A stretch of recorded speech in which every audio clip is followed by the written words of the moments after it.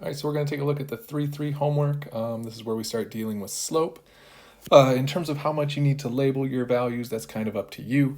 The homework starts with us working off of our slope formula of m equals y sub 2 minus y sub 1 over x sub 2 minus x sub 1. So it's just a matter of what you determine you want to label as your x sub 1, y sub 1, your x sub 2, y sub 2. It really wouldn't matter if I flip-flopped the two values, but I've got to keep the x sub 2 with the y sub 2 and the x sub 1 with the y sub 1. So I go ahead and set up my slope, y sub 2 minus y sub 1 over, oh, it looks like I did it the other way. It looks like I did y sub 1 minus y sub 2 over x sub 1 minus x sub 2. I get 0 over negative 10, which is 0. Continuing on into number 5, went ahead and did x sub 1 and y sub 1, x sub 2 and y sub 2.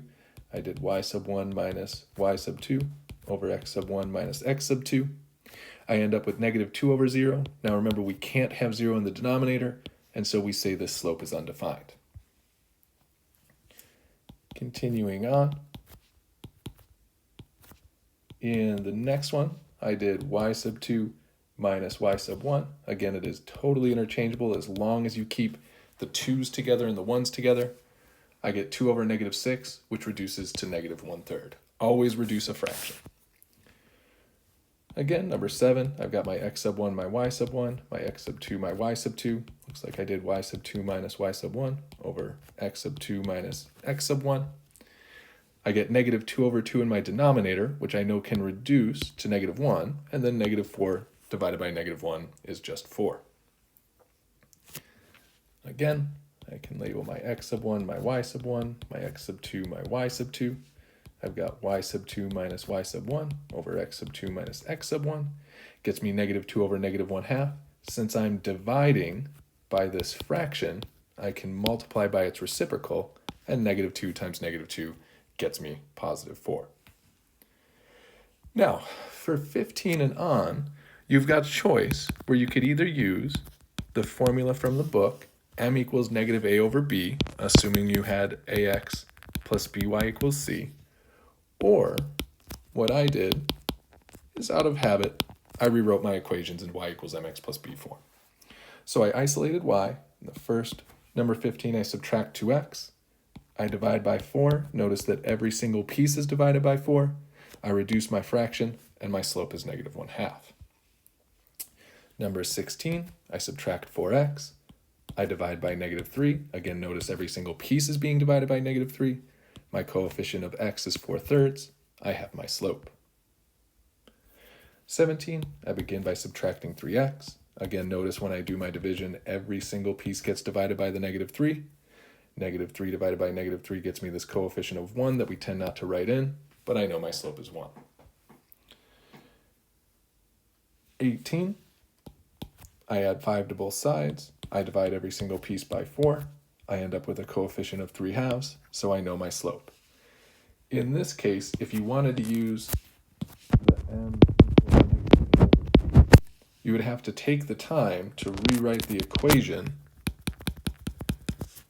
as negative 5 equals 6x minus 4y, and then you could start to set up your value, which would lead to the same slope.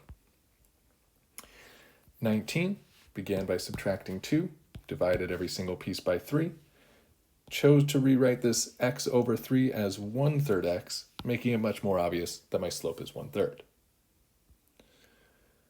Next, I have to graph, so I plot my point at negative 2, 1. Since my slope is 3, I know that that's 3 over 1, so I went up 1, 2, 3. I went to the right, 1, have my new point, and I'm able to graph my line. 29, I graph my first point to negative 3. My slope is 1/2, so I go up 1, to the right, 1, 2, graph my second point. I'm able to graph my line. 30, I've got the point 0, 3. My slope is negative 3/2, so I associated the negative with my numerator. I went down 1, 2, 3 units, and then to the right, 1, 2 units, and I'm able to graph my line. 31, again, very similar. I associated the negative with my numerator. I graphed my first point, negative 2, 3. I went down 1, 2 units. I went over to the right, 1, 2, 3 units. I'm able to graph my line. 32, I graphed my first point, negative 1, negative 4. I went up 1, 2, 3, 4, 5 units. To the right, 1, 2, 3 units, and I'd be able to graph my line. Now 40 is a unique problem where I've got, again, like before, two options for solving. In this case, I'm going to save myself a little bit of time and use that formula from the book. They want to get the k value that would assure us a slope of negative 2. So I set negative 2 equal to negative a over b, which in this case is negative 6 over k. I multiply both sides by k to get k out of the denominator. It will cancel on the right, leads to negative 2k equals negative 6. So I divide by negative 2, and k equals 3. Similar idea in 43 and 45, except in these, they've given us points and a slope. So I determine my x sub 1, my y sub 1, my x sub 2, my y sub 2, and I set up y sub 2 minus y sub 1 over x sub 2 minus x sub 1. In order to get rid of this denominator, notice I multiply the entire thing by the exact same denominator, which will cancel on the right. I'll distribute on the left. So negative 2 minus 4k equals k minus 3. Subtract k. Subtract 2. Divide by negative 5. And k equals 1. And so then finally, very similar, determine your x sub 1, your y sub 1, your x sub 2, your y sub 2. Set up your slope. Sorry, I miswrote.